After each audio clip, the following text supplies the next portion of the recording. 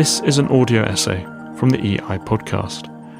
Michael Auslin explores the unique insights that emerge when history and poetry are brought together to illuminate the human condition. Can epic poetry revive history? Michael Auslin. Why do we no longer turn to epic poetry to portray the majesty and tragedy of history? Since Homer, epic poetry has occupied a special if rare place in the Western canon. It uniquely captures the intensity of emotions brought forth by tragedy, especially war. One might think then that Vietnam, let alone the American Civil War, would have been the perfect grist for the mill of a poet-historian. Less graphic, but no less powerful than war, are other travails that individuals and societies experience. Though more complex to relate, one could envision an epic poem bringing to life the enormity of the Great Depression, or the 2008 financial crisis with its Wall Street avarice and Main Street trauma. Surely not all could be captured in poetry, but what was might well strike nearer the truth of the matter than any traditional history, no matter how detailed. No art form, and history is ultimately an art, can portray the pathos and grandeur of history quite like epic poetry. Could its return somehow bridge the divide between academics and laymen, or between those who no longer seem even to agree on the basic facts of the past? Perhaps it could even reinstill a sense of awe, humility, and gratitude that might dampen the flames of civil discord. History has long been a battlefield in the culture wars, and here we must distinguish between history as the past and history as a discipline. The academic focus on class, race, and gender since the 1960s has divorced most professional historians from the general public. Lately, the worldview has seeped into journalism as history, promoting a wholesale, and many would say unsupportable, reinterpretation of the very founding of America. Politics now suffuses history, disproving the claims of scientific objectivity that the discipline has long used to justify its authority. Outside the academy and the newsroom, popular history continues to attract a large audience, especially biography and battle, though more than occasionally catering to the lowest common denominator. Yet whether inside the ivory tower or out, one senses that we have lost touch with the deeper power of history. Homer remains the supreme chronicler of history in verse. Has anyone brought more vividly to life the horrors of combat than those burning lines that blot the pages of the Iliad, like the gouts of blood he describes so often? Athena drove the shaft, and it split the archer's nose between the eyes. It cracked his glistening teeth, the tough bronze cut off his tongue at the roots, smashed his jaw, and the point came ripping out beneath his chin, and his life and power slipped away on the wind. Can any parent's eyes not fill with tears when Homer describes Hector leaving his infant son, Astyanax, and wife Andromache, to meet his fate in battle, indelibly painting the sacrifices of the home front? Though epic poetry may no longer be as popular as it once was, most of us remain familiar with the small pantheon of great poets whose labours covered the breadth of human experience. Alongside the peerless Iliad, myth as history in Virgil's Aeneid, and the Norse Eddas, distill the elements of a tribe, society, or empire more purely than any prosaic treatment could. The Mahabharata presents not just dynastic legends, but philosophical foundations that influenced centuries of Indian society. And while not history per se, the Divine Comedy fills its circles of hell with the condemned souls of historical Florentines whom Dante had encountered during his travails, illuminating the consequences of weakness of character, avarice, lust, and other moral failings.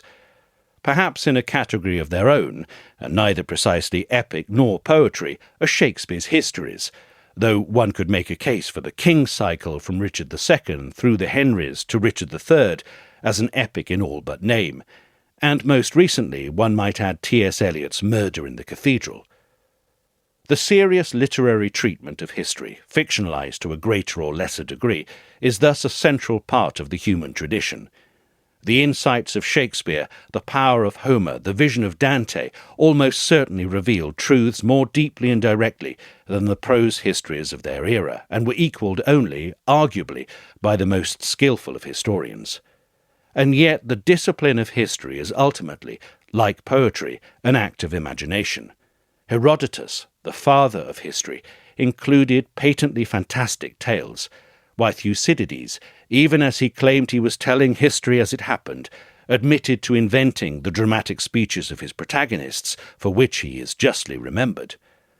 All historical writing is invention at some level, and even the primary sources upon which the most rigorous history is based are themselves, in many cases, recreations of decisions, discussions, feelings, and the gamut of human experience. We can only mediate the past through imagination, making history resonate with readers removed by years or centuries from the events portrayed. Since Thucydides, historians have tried to ground their claims to authority in the rigour of their methods. Centuries of Roman historians, notably Tacitus and Polybius, all relying on official documents and the work of predecessors, created an implicit understanding of what constituted acceptable historical method. They were followed by ecclesiastical historians, who used the same approach, even as they sought to prove the working out of God's plan on the terrestrial plane. The current dominance of historical prose traces back to the triumph of the Enlightenment view of the world and the rise of the scientific method.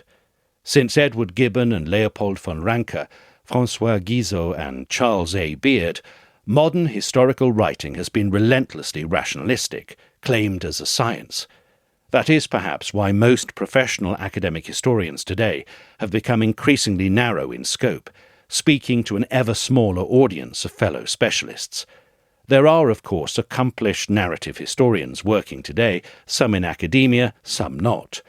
One thinks of Margaret Macmillan, Andrew Roberts, Stacey Schiff, Rick Atkinson and Simon Sebag Montefiore, as well as David McCullough among recently deceased American public historians. And yet, for all the skill of such prose historians, one wonders whether even their abilities fall short of the power and insight of epic poetry. As powerful as Robert Conquest's The Great Terror is, could anything short of an epic poem capture the madness of Stalin's purges? And remember, Conquest was a poet before he became an historian. If the Iliad is the model for all poetry of war, does not D-Day or the Siege of Leningrad deserve more than The Longest Day or The 900 Days, as fine as those works are? Great lives, too, must lend themselves even more readily to the insight of a poet as to the documentary historian. For over half a century, scholars have attempted to understand the mind and character of Richard Nixon, yet no account has satisfactorily captured his triumphs and agonies. Nor is it only tragedy and suffering that is best represented in verse. Could epic poetry bring back to life for a new generation the awe-inspiring voyage of Apollo 11, or the extraordinary expedition of Lewis and Clark, perhaps inspired by the Odyssey, and brought back not just as uncomplicated panegyric, but full of the complications, compromises and failings that attend all great accomplishments? Not all history is epic, but are we not impoverished if we don't consider what deserves the treatment accorded to the great conflict over Troy? Prose can only go so far. The poetic mind can often see farther. Why then do we have no epic poet historians today? There may be a reason deeper than the professionalization of the historical field since the 19th century, or the dominance of the Enlightenment worldview. If that were all, we might expect now and again an epic poem to emerge, or for some entrepreneurial editor to entice a writer with historical sensibility to walk in Calliope's train. The deeper problem is the loss of poetry's music in our daily lives. If Homer's account of gods and men was recited long before it was written down, then it may be that our very literacy has severed us moderns from the melody of life, and as utilitarianism has triumphed and religion has receded, poetry, with its ineffable connection to mystery, has weakened. What is certain is that poetry as a public act has declined precipitously in cultural and intellectual life, with banal offerings now trotted out mainly on a handful of formal occasions. Perhaps the last great example was Robert Frost's reading at John F. Kennedy's inauguration over 60 years ago. Poetry slams may occupy niches here and there, but have little purchase on national identity. As poetry has withered, so has the collective imagination and sensitivity to the non-political and non-commercial. It is thus easier for politics to become an end-all, and all is interpreted through its lens, including history, shorn from any poetic vision that may give more meaningful context and deeper meaning to present and past alike. So what, then, can be done to resurrect history as epic poetry? To breathe poetic life back into history would require a writer with the combination of artistic sensibility and scholarly temperament. Speaking as a trained historian, I think it more likely that those of a poetic bent could learn the techniques of historical research than the historians could be taught to hear the music of poetry. T.S. Eliot held the same, arguing that what is to be insisted upon is that the poet must develop or procure the consciousness of the past. Conversely, the true artistic temperament is something mystical. It comes from inside, unlike the historian, who learns the external skill of documentary research. As Socrates argues in Plato's minor dialogue Ion, none of the epic poets, if they're good, are masters of their subject. They are inspired, possessed. For a poet is an airy thing, winged and holy, and he is not able to make poetry until he becomes inspired. Professional historians aim precisely at being masters of their subject, rather than vessels of otherworldly vision.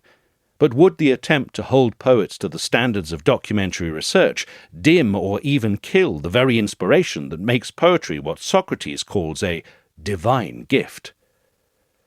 Despite whatever difficulties lay in wait, it is worth the effort to try. There is no reason an epic poem about the assassination of Martin Luther King Jr. could not be rigorously sourced and at the same time reveal, like no other medium, the tragedy of the murder in his prime of both a man and a symbol of a national movement. The uncommon courage of Rosa Parks could serve as the opening set piece in an epic poem about the epochal struggle against racial injustice, all documented by reliable sources. And perhaps only verse, backed up by documents and first-hand accounts, can honour the bravery of the firemen and policemen who rushed up into the burning Twin Towers under a beautiful blue sky that fateful morning. The more verisimilitude, based on a thorough knowledge of history, the more powerful an epic poem can penetrate to the core of a particular experience. While true writers learn by doing and not by talking about doing, it may be the case that some bridging-the-gap workshops of leading historians and poets could at least begin a dialogue between the two cultures. If an epic poem is more than the sum of its stanzas, then perhaps encouraging joint efforts between poets and historians might lead to some attempts at co-creation.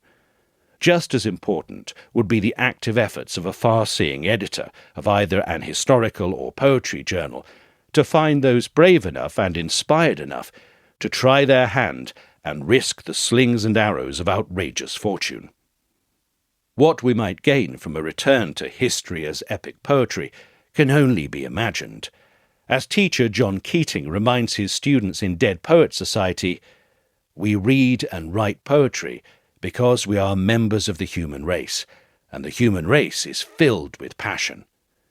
It's time for the music of poetry to return that passion to history, to remind us of our common humanity. Thank you for listening to the EI podcast. If you enjoyed this episode, please follow, rate, and review the show. And find our writing at www.engelsbergideas.com.